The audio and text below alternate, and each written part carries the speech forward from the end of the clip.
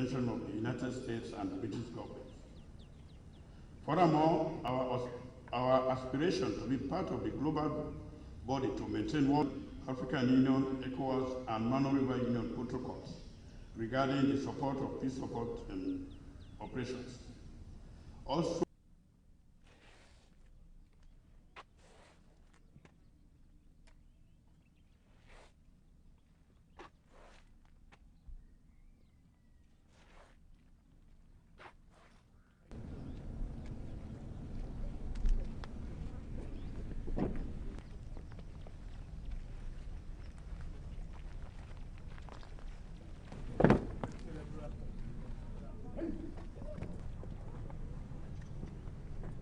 for this mission? Stop. You are now going to be part of a small band of brothers who are members of the Amazon peacekeeping mission in Somalia. A small number, but a very important number. The strides and the progress that has been made in Somalia are huge. In Mogadishu, the people are able to go about and do things to take care of their families, to go to the market without worry about getting killed because of what Amazon has done. And you will join the Kenyan forces in southern Somalia and continue to push Al-Shabab and other the miscreants from that country so Somalia can be once again free of tyranny and terrorism and all the evil things that come with it. And if you don't feel proud about being part of that mission, then you're in the wrong business. As the ambassador and I walked through and trooped the lines and looked at the faces and looked soldiers in the eyes, we know you are ready, you are trained, you will be equipped, and you will accomplish this mission with honor and dignity. Hey, it's extremely proud. Myself, I was focused on the mortar platoons, and these guys had never been trained on mortars until last September. Their struggles is their education levels. The mortars is a technical MOS, and so just doing basic math and having to teach them basic math skills and how to read, how to write, and fill out all the data that's required, and to be able to do all that. And from the beginning to the end right now, it's extremely proud how far they've come. I mean, they're a well organized and disciplined unit at this point in time. Sierra Leone as a nation, we've come a long way. We know what is conflict. We have tasted the bitter side of war. We were able to manage our crisis. We now have peace and we are exporting peace. So it's a great privilege. It's a great privilege to actually bring peace to other countries. The Republic of Sierra Leone Armed Forces is proud and excited to be part of world peace, because when our beloved country Sierra Leone was troubled, the world came to our assistance. So we think it's payback time. As a unit and on behalf of my battalion and on behalf of the chain of command in the Republic of Sierra Leone Armed Forces, I think we will continue to be grateful to all the assistance that we've gotten from our good friends, and we continue to let them understand that we as an armed forces are ready to be professional soldiers.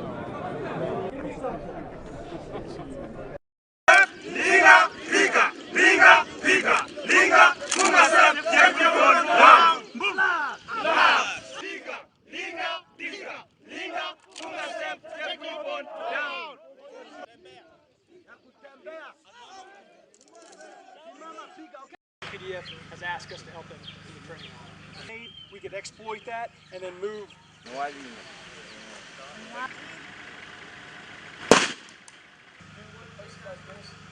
Now that's tactical. So that means we're going to be shooting safe. We want to make sure that you're safe. Counter improvised explosive device fight. So, you know.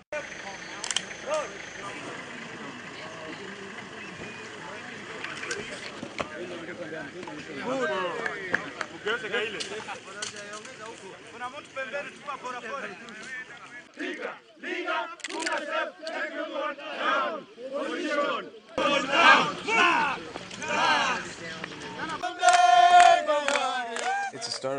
long day for the Marines and their Ugandan students. Ahead of them lies several hours of hard labor under a burning sun. The machine gun nest they're building on a training site still needs work hardening the roof against mortars, and a trough needs to be dug around it to stem the flow of heavy rains. Before they start sweating, however, they make time to sing.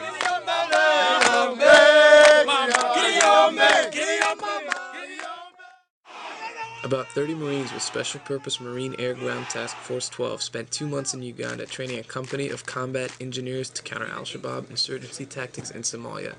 The UPDF make up more than half of the 9,000 African Union peacekeepers working to stabilize Mogadishu and bolster the Somali transitional government. The combat engineers allow for the infantry to move through the battlefield. When the infantry unit stops, they set in the defense. That's when the engineers begin to work. It's not as simple as laying down sandbags and stringing out barbed wire. The threats combat engineers must mitigate are as varied as they are deadly. What we have is protection from up to an 82mm mortar, indirect fire weapon. And from the sides, we have protection, the front and the sides, we have protection from RPGs, direct fire weapons, recoilless rifles, AKs, snipers. One side of the defense and moving towards an objective, enemy obstacles can break the momentum of an advancing infantry unit. Their mission is to go all the way to one end and blow a cache at the end of their route. But in order to get there, they could face IEDs or several other obstacles.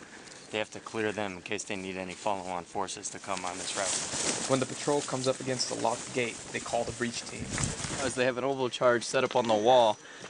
This is the breacher. It's going to leave a perfect oval shape in the wall so that everyone can run through. Make sure you have control. Roger, I have control. Okay, give the commands. Push. Quarter turn. Pull. Smoke. Right. Smoke! Get behind this yellow barrier right here. Take cover! Over here. Yellow barrier. A bevy of explosives at their disposal, the team must decide which to use and how for any given obstacle.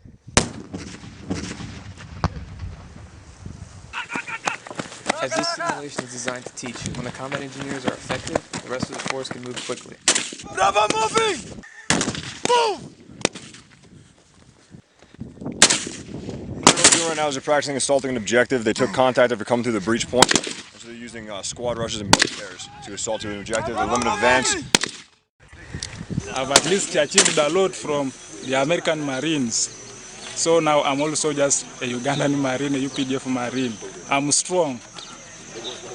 Basically, I'm now strong according to as far as my job as a soldier is concerned. On behalf of General Ham, the commander of U.S. Africa Command, welcome to Exercise African Endeavor 2012. Africa Endeavor is a U.S. Africa Command sponsored initiative envisioned to encourage interoperability and information exchange between the United States and African nations. Exercise Africa Endeavor is a communications interoperability exercise. Utilizing the African peace and security architecture, Africa Endeavor develops, tests, and implements standard communications procedures that give participating nations a common framework from which to operate.